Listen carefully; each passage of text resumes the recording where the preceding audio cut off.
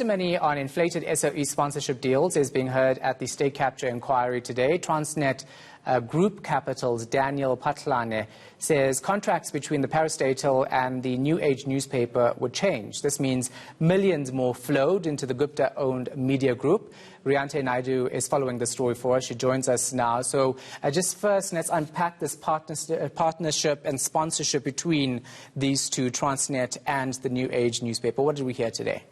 Well, Shahan, essentially what Dan Patlane explained was that in 2011, a Gupta business associate, Jacques Roux, approached Transnet. So the parastatal was approached, and he essentially asked that they sponsor these infamous New Age business breakfasts. What he initially asked for was the sponsorship of 4 breakfasts at 735,000 Rand a breakfast. Now, this happened under the leadership of then CEO Brian Molefe. But when the deal was eventually concluded and signed off on, Transnet was actually sponsoring 16 breakfasts with a price tag of 15 million Rand. Wow. Yeah, so what are the concerns raised by Patlane today? So there were a few issues with the contract, the agreement. Firstly, it started out as a sponsorship agreement, but it soon turned into a partnership. So immediately with the wording change, the name change, there were a lot of changes that came with the contract, giving TNA, Gupta-owned TNA, the New Age, more power. So what happened firstly was when Brian Molefe agreed to it, he was acting outside his powers in that he only had the power to sign off on sponsorships worth 10 million, but he was signing off on things way more than that. And the very all-important termination clause. TNA, from what we hear, essentially got Transnet to remove this termination clause. Therefore, essentially, Advocate Kate Hofmeyer today, she was leading evidence. She said what this meant was it actually took the power from Transnet so that they couldn't terminate the deal if TNA wasn't delivering what it promised to. All right, let's take a listen to what he had to say.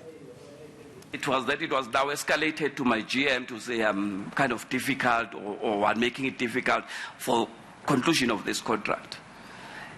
Now my GM, Mr. Mbodiso Skoyela, called me in regarding this and said, hey, Chief, they're saying there's a problem regarding this. I said, no. Our counterparts in TNA, they want me to scratch out to Clause 12, and I will not be able to do that because that's the clause that protects us as Transnet to say, in case we want to cancel this, we've got to rely on this. And then we heard about SAA. Oh, absolutely. Today's testimony was just so Gupta-related. What we heard was, firstly, who testified was Vuisile Kona. He was the former SAA CEO and board chair, similarly to Jabu Mabuza, wore 2 hats at the same time. And what we heard is that Public Enterprises Minister at the time, this is 2012, was Malusi Gigaba. And Kona says he received a phone call from Gigaba's advisor one day asking him to come to a meeting at an individual's residence.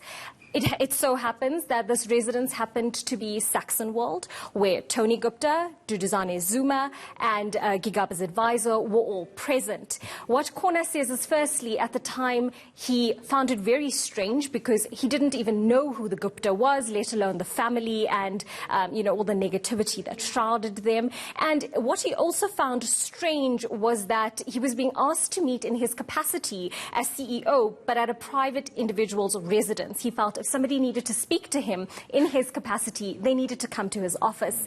And something else that was rather shady is that Tony Gupta allegedly offered him 500,000 Rand in cash. And he was also very interested in a consulting contract that SAA had recently awarded, which they gave to Lufthansa Consulting. But it seemed as though Tony Gupta was pushing for SAA to award it to McKinsey & Company. Yeah, shady, dodgy, all those words, you can use all of that. All still allegations, though. Thanks so much for that. Appreciate it. Riante Naidu. Still